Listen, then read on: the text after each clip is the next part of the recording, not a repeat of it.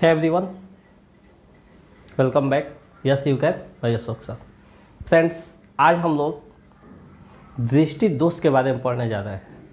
दृष्टि दोष में हम लोग पढ़ेंगे कि हमारे आँख से कोई प्रॉब्लम होता है, हमारे आँख में कोई बीमारी होती है जिसके वजह से कभी पास की वस्तुएं स्पष्ट रूप से नहीं दिखाई देती है, कभी दूर की वस्तुएं स्पष्ट से नहीं दिखाई देती है. और इसी दोष को, इसी प्रॉब्लम्स को, इसी बीमारी को हम लोग दृष्टि दोष के नाम से जानते हैं. तो उसमें क्या किया जाता है कि चश्मे में, जैसे मान लीजिए ये चश्मा है, ठीक है, ये चश्मा है, इस चश्मे में लेंस लगाया जाता है और उस लेंस को जब चश्मे के रूप में हम व्यवहार करते हैं तब क्या हो जाता है, हमारे आँख का जो दोष होता है वो दूर हो जाता है. तो दृष्टि दोष के 4 काइंड्स होते हैं, 4 प्रकार होते हैं, जिसमें एक एक करके हम लोग पढ़ेंगे. तो आइए हम बोर्ड पर ध्यान देते हैं. जब हमारे आँख में कोई वस्तु, जब हमारे आँख से कोई वस्तु स्पष्ट रूप से दिखाई नहीं देती है तो उस दोष को दृष्टि दोष कहते हैं. ठीक है. अब इसके 4 काइंड्स होते हैं: निकट दृष्टि दोष, दीर्घ दृष्टि दोष, जरा दृष्टि दोष और बिंदुकता. तो एक एक करके इसके बारे में हम लोग इसका अध्ययन करेंगे. तो फर्स्ट ऑफ ऑल हम लोग क्या देखेंगे, 1 नंबर निकट दृष्टि दोष. आइए देखते हैं.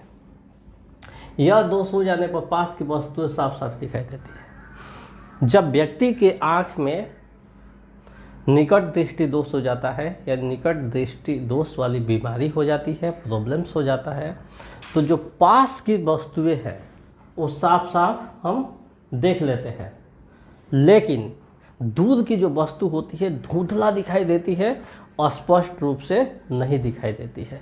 तो इस दोष को हम लोग क्या कहते हैं, निकट दृष्टि दोष.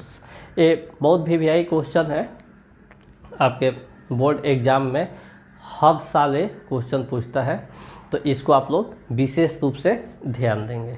तो इसको 2 बार 3 बार आप लोग देखेंगे तो आपका कॉन्सेप्ट बिल्कुल क्लियर हो जाएगा. और जैसे ही वीडियो एंड होता है तो वहाँ पर आप लोग उसको पुश करेंगे, रोकेंगे और रोको इसका स्क्रीनशॉट लेंगे और स्क्रीनशॉट लेकर इसको लिखेंगे अपने नोटपैड में, नोटबुक में. ठीक है. तब तक ले इसको देखिए, समझिए. तो जब निकट दृष्टि दोष हो जाता है तो इसका उपचार कैसे होता है, तो अवतल लेंस का व्यवहार चश्मे के रूप में किया जाता है. जो ये चश्मा है इसी में एक अवतल लेंस लगाया जाता है, जो लेंस के बारे में आप लोग पिछले वीडियो में पढ़ चुके हैं.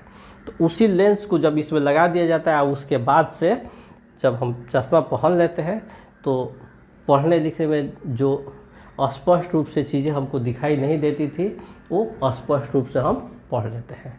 क्लियर. तो इस तरह से हमारे निकट दृष्टि दोष हो गया. अब इसके सेकंड स्टेप में हम लोग देखते हैं दीर्घ दृष्टि दोष के बारे में. तो इस दोष में व्यक्ति दूर की वस्तु को साफ साफ देख लेता है. जिस व्यक्ति को दीर्घ दृष्टि दोष होता है उसमें व्यक्ति क्या करता है, दूर की वस्तु को साफ साफ स्पष्ट रूप से देख लेता है, लेकिन पास की जो वस्तु है उनकी वो स्पष्ट रूप से नहीं दिखाई देती है. तो इस दोष को हम लोग दीर्घ दृष्टि दोष कहते हैं. और तो इसका उपचार कैसे किया जाता है, तो उत्तल लेंस का व्यवहार चश्मे के रूप में किया जाता है. फिर इसी चश्मा में उसके लिए दूसरा चश्मा होता है, उसमें उत्तल लेंस लगा दिया जाता है. तो इस तरह तो व्यक्ति दूर की चीज़ें नंगे आँख से, खाली आँख से देख लेता है, लेकिन जब पास की वस्तुएं होती है, विशेष रूप से रीडिंग करना हो, पढ़ने लिखने में कोई प्रॉब्लम्स हो, तो उस प्रॉब्लम्स को दूर करने के लिए जब चश्मा हम पहनते हैं और वह चश्मा जिसमें उत्तल लेंस लगा होता है, तब हम आसानी से स्पष्ट रूप से पहले जैसा पढ़ लेते हैं, जिस समय हमारा आँख दोष मुक्त था, हमारे आँख में कोई बीमारी नहीं थी. तो इस प्रकार से आज हमारा स्टडी हुआ दृष्टि दोष के बारे में. तो दृष्टि दोष के 2 काइंड्स के बारे में आज हम लोग पढ़े, निकट और दीर्घ.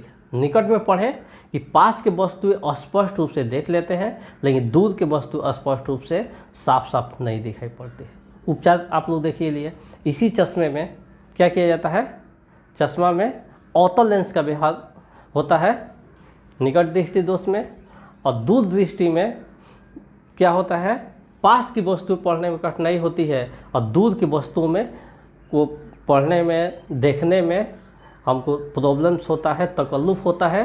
तो उसको दूर करने के लिए चश्मे के रूप में उत्तल लेंस का यूज किया जाता है, व्यवहार किया जाता है। तो इस प्रकार से आज का स्टडी ओवर होता है। आप तो इसको देखते रहिए, पढ़ते रहिए।